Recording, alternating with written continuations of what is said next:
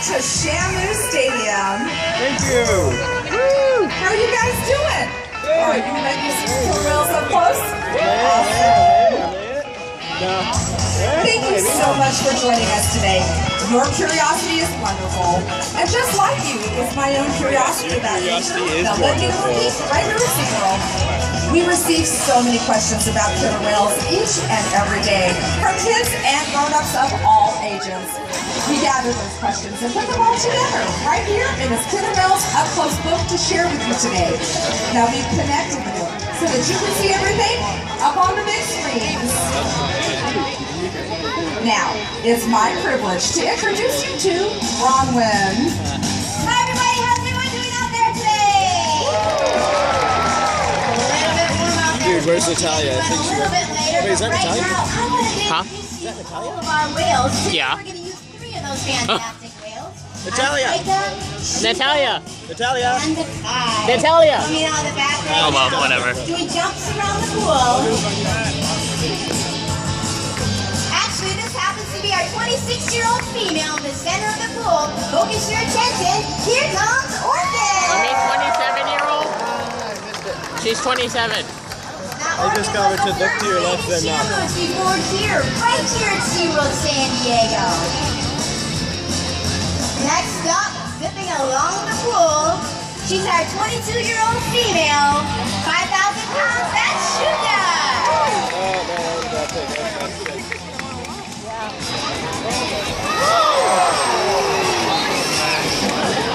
And last but certainly not least is our 11-year-old male, getting in close to 6,000 pounds. Swimming fast around the perimeter of the pool, here comes Aikaika.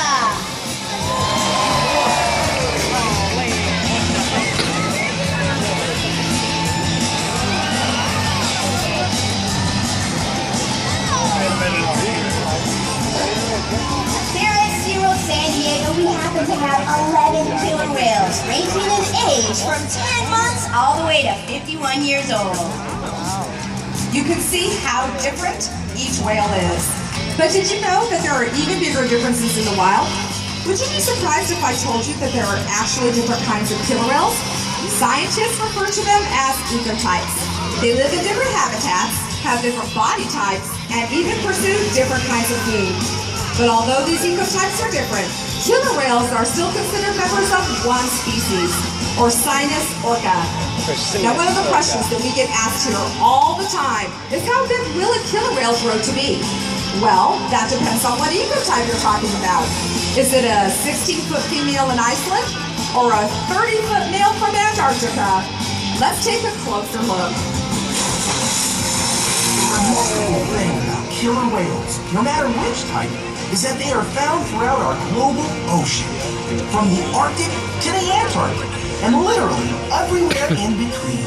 They are found in so many different habitats and depend on such a variety of marine life for survival that killer whales are more intertwined with the fate of our ocean than any other marine animal. Truly, these awesome animals are the living symbol of our ocean, representing so much more than their own species.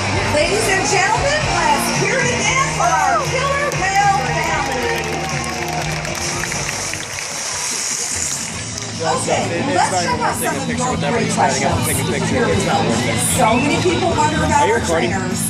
In fact, raise your hand if you ever wanted to be an animal trainer. Wow, that's a lot. Oh, come on, that was my Then let's meet some of our dedicated trainers who interact with our family of killer whales every day. Hey, Bronwyn, can you introduce us to your great team? Absolutely, from your left to our right. On the main stage we have Mike. Connor in the middle. And Missy on the end.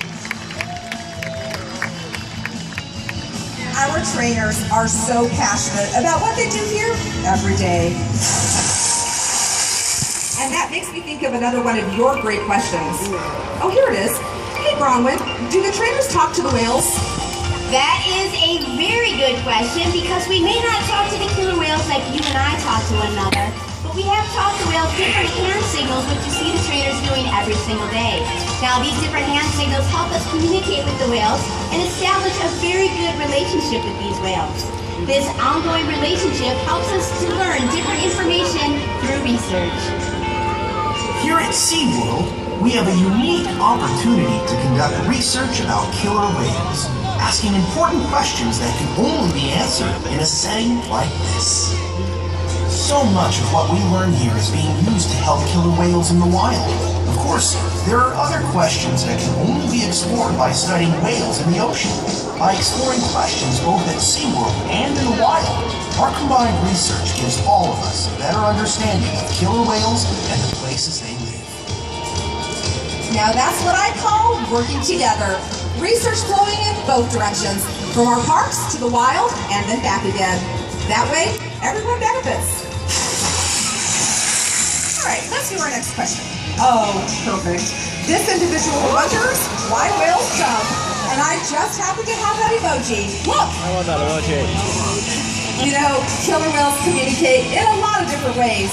Sometimes they vocalize, and sometimes they use their bodies. A jump like that is called a breach, when they make a sound on top of water.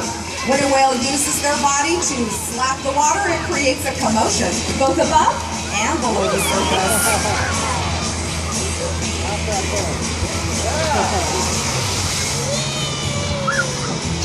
They may do this out of excitement, to display a little power, or just to get the attention of the other whales.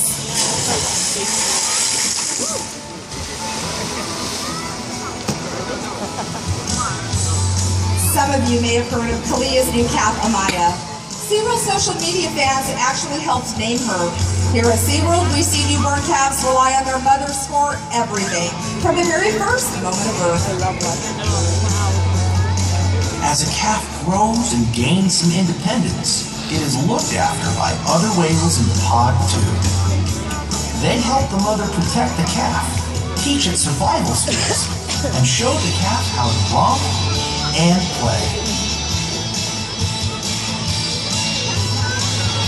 Killer whales live in family-like groups known as pods. Like human families, their pods can range in size, from just a handful of whales up to a few dozen. Now here is a really important question. Does having a killer whale breeding program here at SeaWorld help whales in the wild? Absolutely. Our successful breeding program helps us understand the developmental needs of pregnant mothers, newborn calves, and young killer whales. Gaining this kind of knowledge can only be done through the research that we do right here at SeaWorld. Recently, SeaWorld worked with researchers from the National Oceanic and Atmospheric Administration, or NOAA, to help them develop a model for identifying when a killer whale is pregnant by looking at aerial images of the animal in the wild. Prior to this cooperative effort, where SeaWorld provided direct, unparalleled access to our pregnant whales, researchers had no solid way of knowing whether or not a female in the wild was carrying a calf.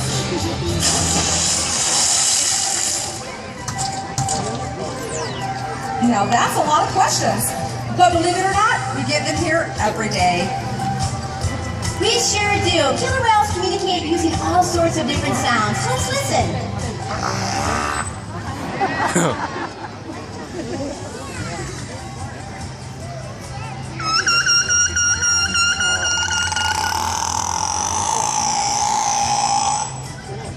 Very nice. Every whale and every pod uses their own different type of dialect and every unique set of sounds. But don't forget, they also use body language. Just learned that killer whales vocalize and use body language to communicate with each other. But you guys remember how we communicate with them? Through signals. Here at SeaWorld, we communicate with our whales, and we want the next generation to be able to do the same. We sure do, and today we have two very lucky volunteers. Wave hello to everyone. We have Delaney and Lexi interacting with Mike and Missy down at the glass. And we're going to have them ask the whales for a couple of fun behaviors to see what kind of trainers they are. Oh, going to get a little bit wet on this side from Chuka. And turn your body around in a circle and see if Orchid can follow you. Very nice. You guys are great trainers.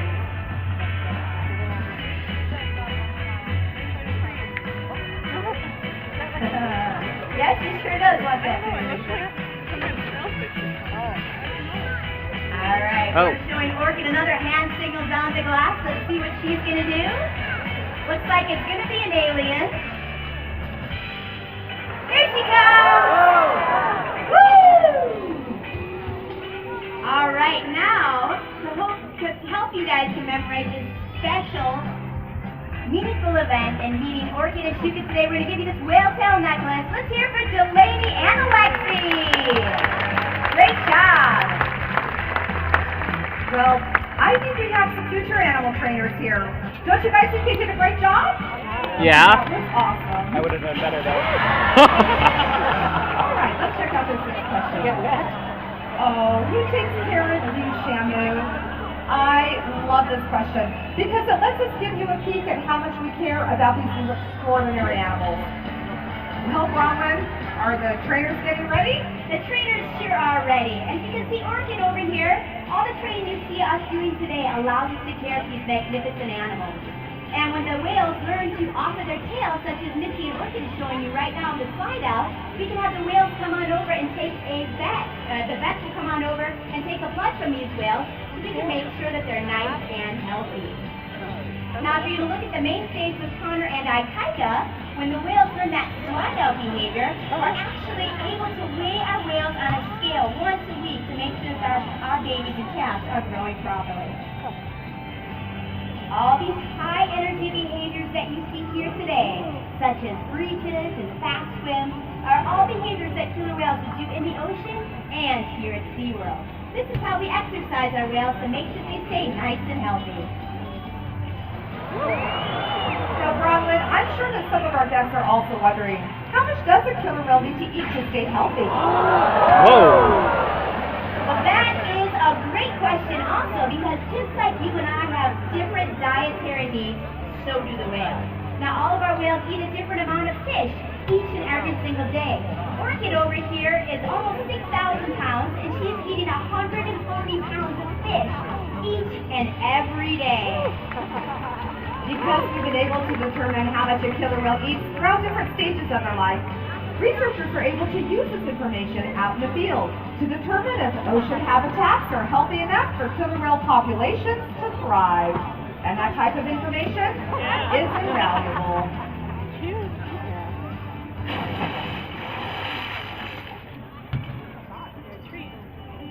Now, all the interactions we have with these whales, such as exercise and plays and checkups for our veterinary staff, aren't all that the killer whales need each and every single day. They also need a lot of interaction and play, and we stimulate their minds every single day. Now, if you look at your attention to the screens, you can see our whales play with things that we call EEDs, or environmental enrichment devices. We also give them help from the ocean, nice big back rubs, all kinds of different things that stimulate them mentally and physically, the things that they need through learning, interaction, and play. Now, if you want to watch the trainers with Missy and Orchid and Mike with Shuka over at the glass, as I mentioned, we can give our whales all types of different things other than fish throughout the entire day. We also really enjoy playing with the whales, and they really appear to enjoy that as well. We can give them snow, play with them with the hose, all the different toys that you see.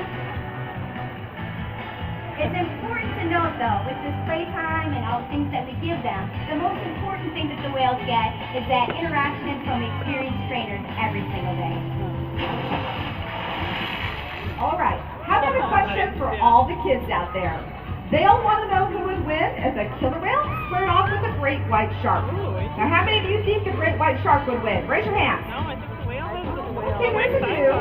How many of you think the killer whales would win? That's right, killer whales. You see, a great white shark hunts alone, where a killer whale hunts with a pod. So it's not even a competition. Killer whales have been known to hunt blue whales. Do you know how big a blue whale is? At over 80 feet, it's one of the absolute largest animals to have ever existed on the planet. And killer whales can hunt these huge animals because they coordinate, collaborate, and cooperate. They work together as a group to overcome challenges much bigger than themselves. We can learn a lot from them about how to overcome the challenges our ocean faces. In fact, if we collaborated like killer whales, we could help change the fate of the ocean and maybe the world. Okay, great. Now here come some questions that always come our way, so here we go. Why do some dorsal fins curve? Well, dorsal fins have no skeletal support, such as bones or cartilage to support their height and weight. They are made completely of connective tissue. So if an animal spends more time at the surface of the water, the tissue in that dorsal fin may weaken, and the fin will bend. We occasionally see curved dorsal fins both in the wild, like you saw in that picture, and here at SeaWorld. Next one. How fast can they swim? Well, depending on their body weight, they can swim close to 30 miles an hour. Check it out.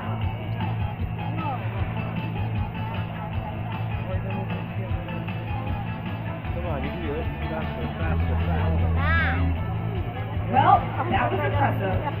Next one. How much water can their tails splash? Their tails, or flukes as they are called, are strong enough to fling a whole lot of water about halfway up these stands. Last one. If all the whales splashed all at once, could they get the whole audience wet? Well, Maybe not the whole audience? Not the whole audience. It's okay, Orchid can't get us. We're safe. Got it close.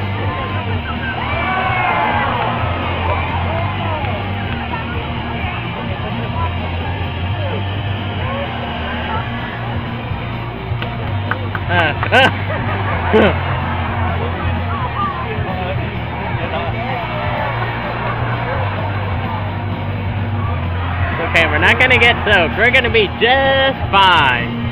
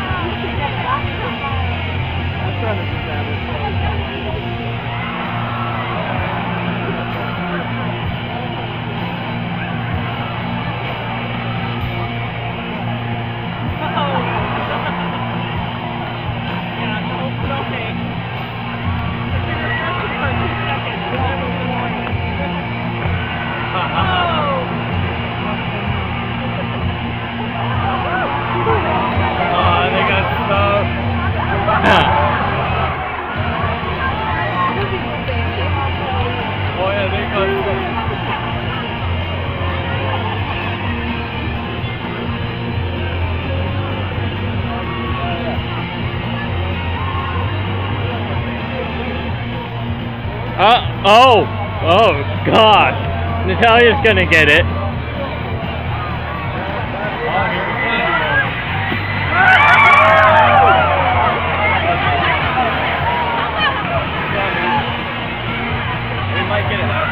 Why not?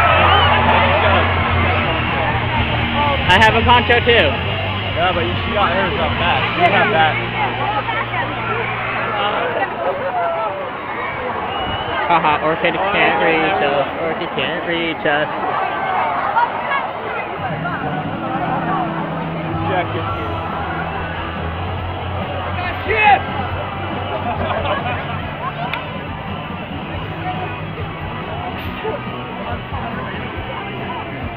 Now, that was refreshing.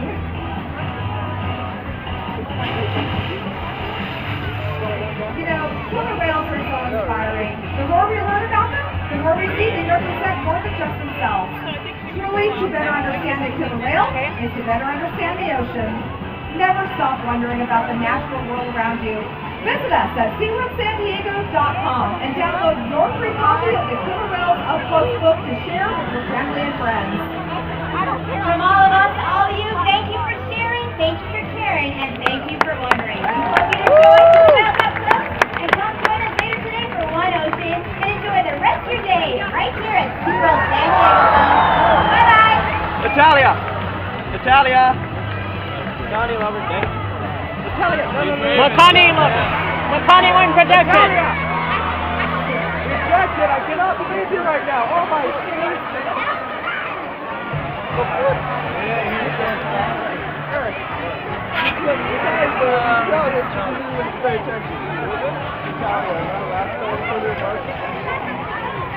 I cannot believe that right now. She's just completely ignored us. That is. You see her, I'm throwing my shoe at her. Would you stop recording everything I say right now? Yeah. Off it. I'm not recording you, I'm recording the whales. Yes, but the vocal recognition, here's me.